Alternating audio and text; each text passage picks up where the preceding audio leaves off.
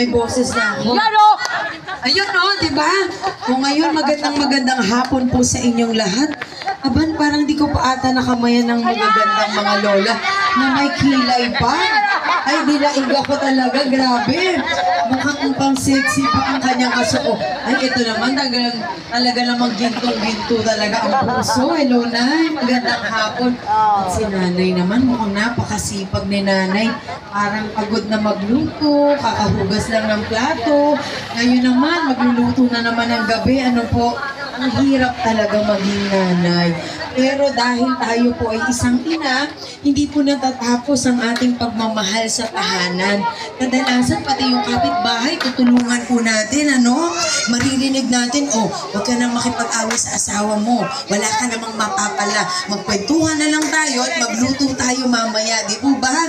Ganyan yung samahan ng Manileño. Ganyan po ang talagang hangarin natin na tayo po ay muling magkaisa para naman nabibigyan po natin ng pag-asa at bagong pagmamahal yung ating mga sarili. Sabi ko nga po, hindi man natin makamit lahat, pero kung meron kang kapayapaan sa iyong sarili, meron kang paglilingkod at pagmamalasakit, eh, hindi po tayo maliligaw ng landas. At syempre, gusto ko po kayong batiin lahat ng magandang hapon sa inyong lahat! Baka lumipad na ito si Ate. Ay, gano'n. Ako, Ate, napaka-sexy ang ikli ng short, hindi ko pa na-try. Agagalitan mo kasi ako kaya hindi ako pwede. Kasi wala yata akong karapatang mag-ganyan. Pero nakakatuwa, oh, di ba? Katulad si Ate, oh. Pwede ka na bang kunin ngayon?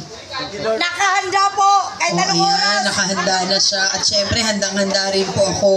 Umanhin po sa inyong barangay, umanhin po sa inyong lahat sapagkat biglaan po ang aking pagbaba dito. Kasi kanina po, nung kami ay nagbabaybay dyan po sa office, nakita ko po na may isang street dito na mukhang, parang sabi ko, parang kailangan bigyan natin ng kaligayahan na ang area na ito. So, may dala po kami kanina. Kahit paano na laruan sa mga bata. Bilang ako po ay isang batang San Andres, Bukid, Maynila. Ako po ay ipinanganak at lumaki sa San Andres, Bukid, Maynila. Ang aking tahanan ay katapat ng Holy Family Church. Kaya nung ako po ay tumungtong ng 4 years old, araw-araw sinasama po ako ng aking lola, nagsisimba.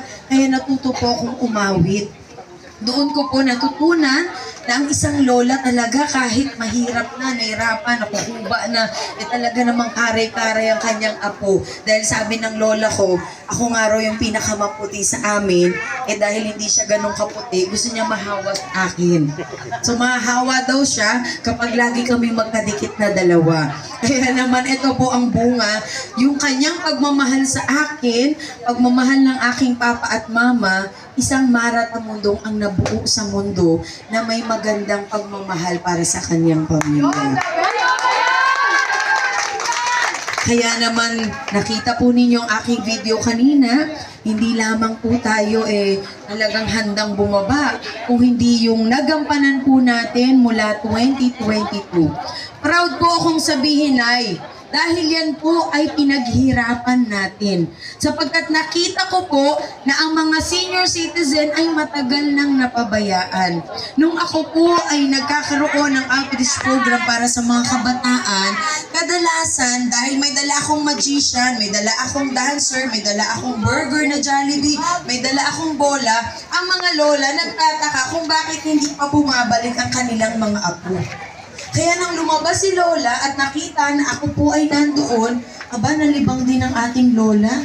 Aba, nanood din ng magician at sumayaw. Pero sa kanilang mukha, nakita ko po ang kalungkutan.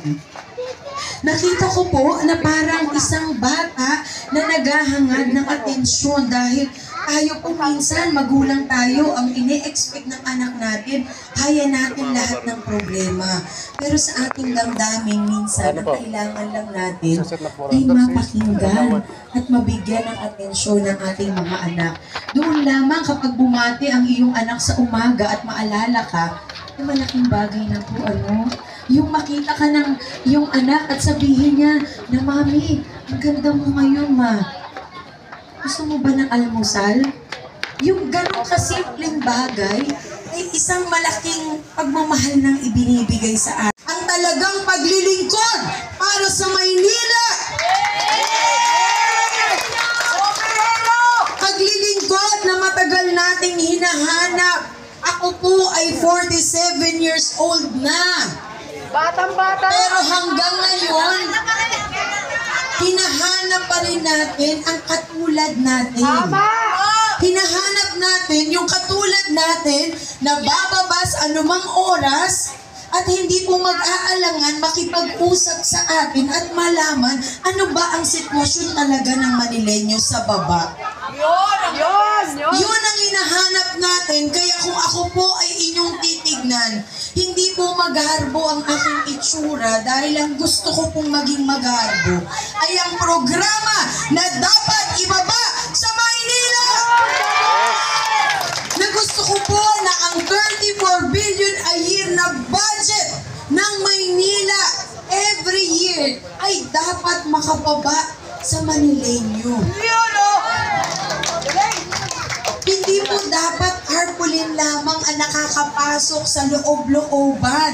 Kung hindi yung programa na hanggang huling sentimo ay makinabang ang taong bayan. Dahil sa tagal na pong panahon, tayo po ay matagal nang nagtiis. Pero ang Panginoong Diyos ay marunong po sa lahat. Alam po niya kung kailan at paano po niya ibibigay sa atin. Ang paglilingkod na aking ginampanan, yan po ay ginawa ko dahil sa pagmamahal sa aking mga magulang at sa aking mga anak. Na gusto ko pong masiguro na kapag sila ay nagkaedad na, ay makita po nila ang tunay na programa at magkaroon ng kaayusan talaga sa Maynila. Bakit po hinangad ni Mara Tamundong ang ganitong pagkakataon? Kung ako po ang tatanungin ninyo, ang nag-udyok sa akin tumakbo sa nalalapit na halalan bilang mayora ng Maynila ay mga senior citizen. Sila po ang nakiusap sa akin, nagampanan ko na kaagad na sila po ay matulungan, pati ang mga anak. Hindi po ako nakatanggi sa ating mga senior citizens sapagkat nung nakita po nila na ako ay bumababa para sa online registration, gastos ko po ang sarili kong ipon, sarili kong bahay. Kinausap ako ng mga senior citizen at sinabi po nila, Mamara, tumakbo ka ng mayor. Hindi ka na namin mahihintay sapagkat hindi na kami tatagal sa mundong ito. Gusto na namin masaksihan ang tunay na pagbabago na matagal na naming hinahangad para naman makaraos at tulad ang buhay ng ating pamilya. Alam po ninyo, marunong akong makinig sa ating mga magulang sapagkat naniniwala ako na ang kagustuhan ng magulang ay ikakabuti po ng lahat. Kaya hindi po ako nagdalawang isip. Sabi ko, wala namang masama kung ang hangad po natin ay kabutihan lamang. Hindi man po ako artista, marahil hindi ako ganun kasikat, pero mukha naman akong artista kahit.